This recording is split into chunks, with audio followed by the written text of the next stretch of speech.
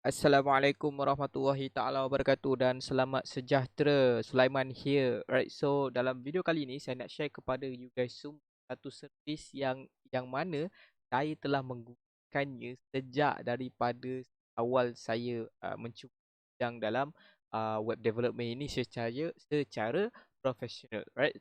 Hasil pula, right? So apa yang saya nak kongsikan kepada you guys semua ini adalah satu perkara yang sangat-sangat membantu you guys semualah dalam bidang kerjaya sebagai web development ini. Okay, so saya akan kongsikan kepada you guys juga apa itu DO ataupun kita panggil sebagai Digital Ocean. Singkatan dia adalah DO.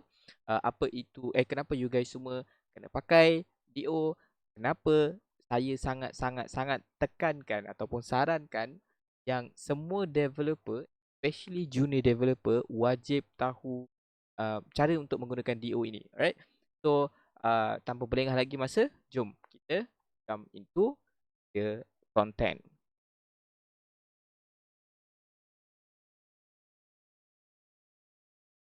Baiklah, sahabat-sahabat semua, kalau you guys semua boleh tengok dekat sini, you guys semua boleh nampak yang Digital Ocean katakan adalah mereka, iaitu simpler cloud, happier dev dan juga better result. Actually benda ni sebenarnya betul juga, right? Sebab apa? Kenapa Digital Ocean ini dibangunkan adalah untuk memudahkan developer-developer untuk buat setting kepada dia punya web application ataupun mobile application berbanding dengan servis-servis luar sana. Alright? So servis-servis di luar sana maksudnya sebagai apa? Sebagai contoh Amazon, AWS, Wasabi dan banyak lagi lah yang kat luar-luar sana kan. So kita tengok kat bawah lagi, ini adalah perkara-perkara yang memang sangat memudahkan you guys semua. Tapi sebelum tu saya nak kongsi kepada you guys semua, apa itu Digital Ocean, apa itu Digital Ocean secara ringkas dia lah. So Digital Ocean secara ringkas dia adalah server provider. So bila kita katakan server provider, dia menawarkan pelbagai-bagai perkara yang berada di dalam server dia. Right? Yang berada dalam bukan server dia, berada di dalam server. So sebagai contoh dia, kalau you guys semua boleh klik kepada menu produk ini, you guys semua boleh nampak ada compute, ada manage database, ada tools dan networking. Jangan risau. Tak semua company menggunakan semua yang ada di right. Jadi saya akan dalam video ni saya akan tunjukkan kepada you guys semua hanya beberapa sahaja yang saya pakai dan juga yang most of company kat luar sana pakai. Okay, so biasanya contoh dia kita dekat apa, dekat Digital Ocean kita akan pakai Droplets, lepas tu kita akan pakai databases sebab kita nak contoh dia macam saya pakai MySQL untuk kita asingkan web application. Nanti kita akan buat satu video khas yang lebih detail macam mana kita nak menggunakan manage databases. Dan juga kita gunakan storage kita sebagai kita panggil sebagai Digital Ocean Spaces. Alright, so selain daripada itu, apa yang bagusnya tentang Digital Ocean adalah mereka dekat sini dia ada tunjuklah, okay, agency web dev, apa yang solution yang terbaik untuk you guys semua. Okay, so ni kenapa dia ini padding kat atas ni kan. Alright, so itu sedikit sebanyak mengenai Digital Ocean. Okay, so banyak lagi saya nak share daripada ganda ni. Okay, paling best dekat Digital Ocean ini adalah sebenarnya pada saya adalah dua lah perkara. Tengok dekat sini adalah pada produk ini kita ada load balancer.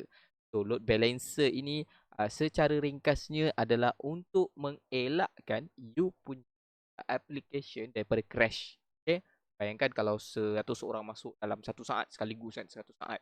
Jadi macam mana kalau you punya web application adalah web application biasa, sudah tentu akan crash. Jadi load balancer ini dia akan bahagi-bahagi, dia akan agih-agihkan, right? Dan juga perkara yang paling saya suka adalah Droplets lah, sebab dia sangat mudah. Nanti saya akan kongsikan kepada you guys semua, right?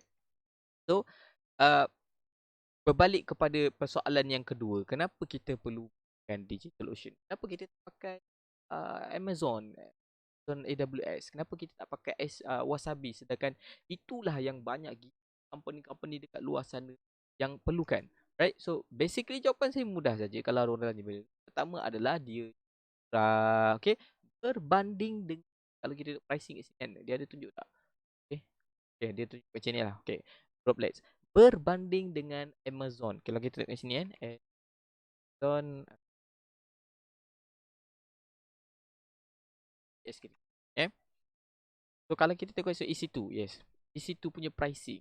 Pricing dia sahaja, bukan sekadar pricing saja. Dia punya, orang kata apa, dia punya website ni pun dah serabut dah dengan banyak gila informasi. Of course lah informasi good for you kan. Tapi masalahnya kalau misal kata you adalah orang yang baru nak mula, you adalah junior level. Bukan sekadar junior, you adalah entry level kan. So macam mana you nak study semua benda ni kan. Dia macam sangat pening lah.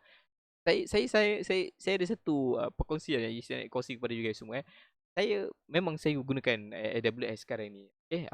Saya combine DO dengan AWS. Ada AWS yang saya pakai lah, ada DO yang saya pakai, yang mana saya rasa DO tak boleh nak selesaikan masalah tu, jadi saya pakai AWS, right? The problem is AWS ni kalaulah you salah setting, dia punya pricing kan, wish, Masya Allah, memang orang kata apa, you punya duit tu kan akan lesap macam tu sajalah. Okay, walaupun dia tulis kat sini ada yang percuma lah, apalah bagai apa semua kan. Ini jangan percaya kan. Saya pernah dapat dia punya grant. Grant itu adalah lebih kurang dalam I think 24,000. Macam burn macam tu, banyak gila kan. Sebab memang setting dia memang bukan calang-calang lah. Sebab dia ada certification di sini. Beza dengan DO yang tak ada certification pun, ni tak perlu pun sebab sangat mudah, right? So beza pertama adalah dia murah lah, alright? So dia murah. I tak pasti, saya rasa saya ada nampak pricing tadi, yes, dekat sini, okay? So kalau you tengok dekat sini kan, 51 MB memory, 10GB storage dengan 500GB bandwidth, $4 saja. Sebenarnya sikit lah ni. Ini sangat sikit lah kalau ikutkan, yang sangat sikit. Jadi kalau kita tengok, okay, 2GB kat sini. Oh, okay, dia berubah kat sini. Kalau kita tengok 2GB memory, $18 sebulan, right, berbanding dengan yang lain, which is, kejap, apa dia?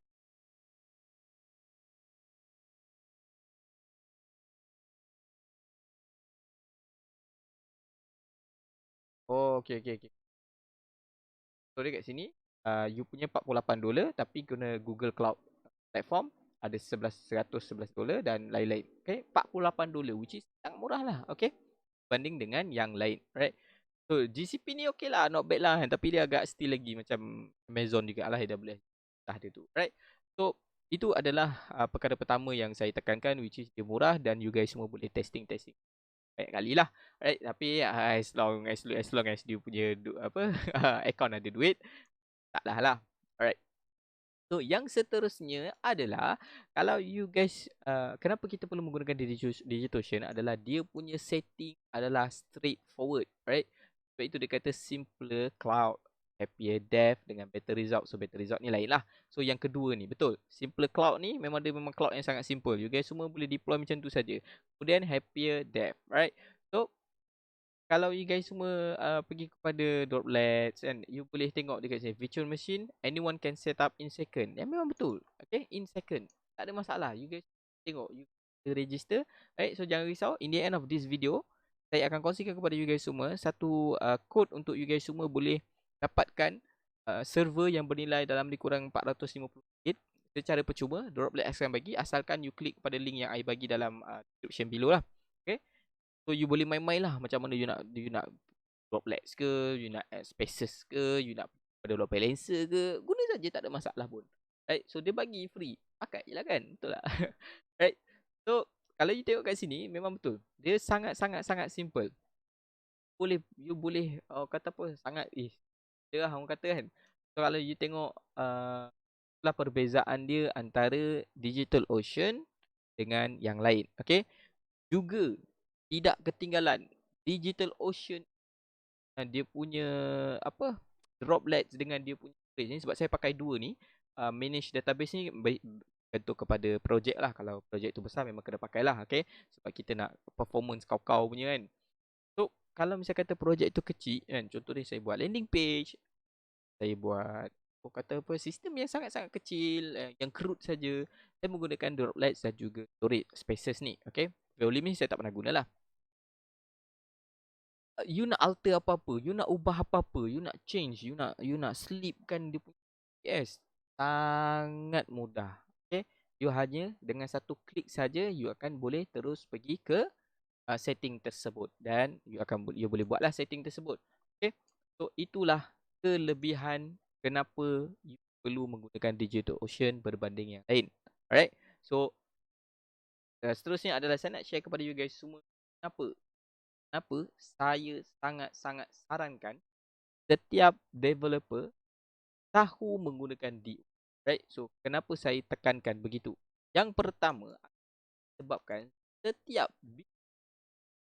memerlukan hosting, right? So saya ulang setiap bisnes memerlukan hosting untuk untuk apa? Untuk run dia punya bisnes lah dalam website dia kan. You jangan menggunakan share hosting sebab shared hosting dia akan slow down you punya website, okay? Dan paling jangan kalau anda kata you adalah buat sistem, right? Menggunakan shared hosting jangan kali-kali, okay? Sebab dia akan jadi memang kau. So sebabkan setiap bisnes perlukan hosting, maka bila mana anda tahu operate menggunakan DigitalOcean, apa yang jadi pada diri anda adalah of course you punya value akan meningkat. Kan kalau you pergi interview sebagai contoh, orang tu kata sebagai contoh, okay, ambil diri saya lah. Waktu saya pernah di CEO, bukan, adalah one of the director of the company lah. Dia cakap dengan saya, okay, kita ada satu problem ni. Problem dia adalah berkaitan dengan server. So kita ada banyak produk e-commerce. Macam mana kita nak bagi orang masuk dalam website e-commerce tu tanpa ada kata pelik. Jadi saya tanya kepada dia, guna share hosting ke VPS? Kata, oh, saya pun explain lah kat dia satu persatu apa cadangan saya. Dan walhasil saya dapatlah kerja tu. Okay, so increase the value you guys semua. Okay, increase the value. Right? Dan selain daripada itu, kenapa saya sangat tekankan web developer kan, yang bagai-bagai junior, kenapa kena tahu menggunakan DO? Dan dia sangat memudahkan kerja you guys semua. Right? So dia sangat memudahkan kerja you guys semua. Sebagai contoh, you VPS, easy.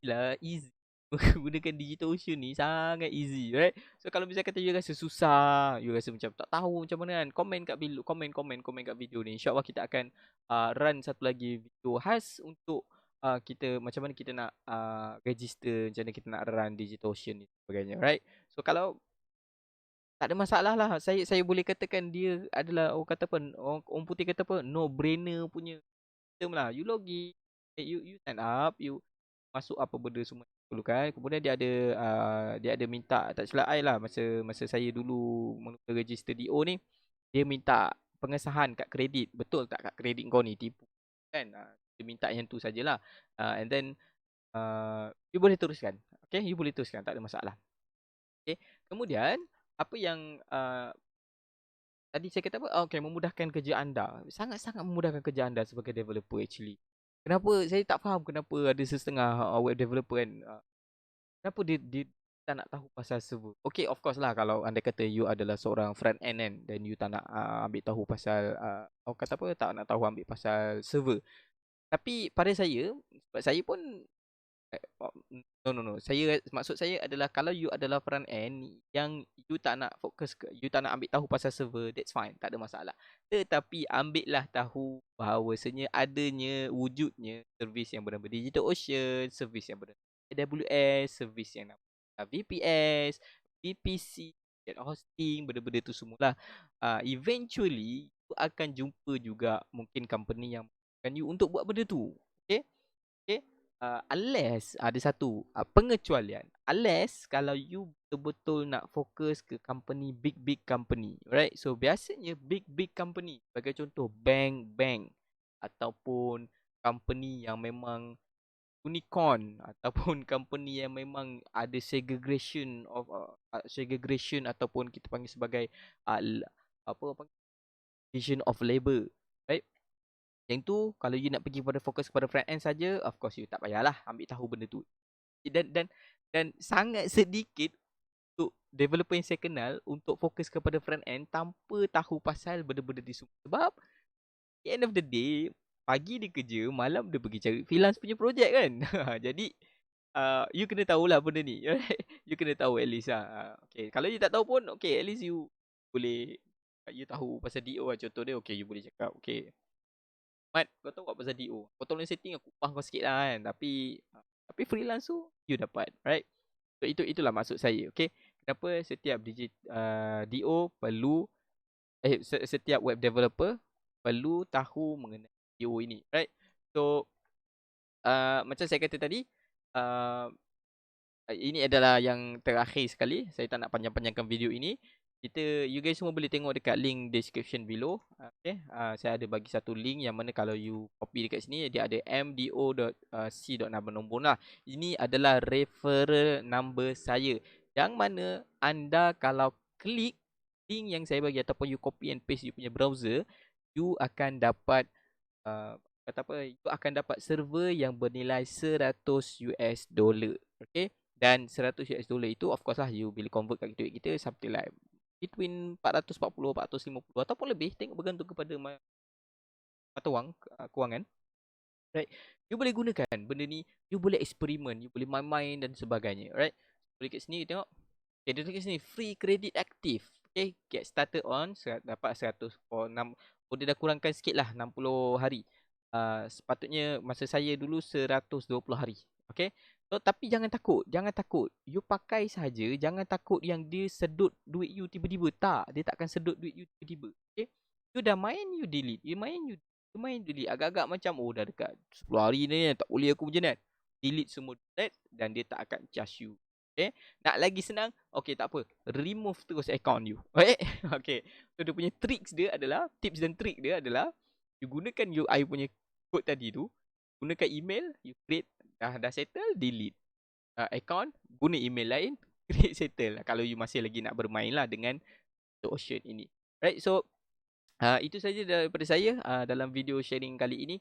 Saya harap you guys semua boleh dapat tangkap kenapa saya share benda ni kepada you guys semua. Andai kata you guys semua ada perkara-perkara yang nak saya kongsikan kepada you guys semua, sila komen dekat bawah. Saya harap channel ini dapat membantu anda grow you career sebagai program. Baik, kita jumpa lagi. Assalamualaikum warahmatullahi taala wabarakatuh.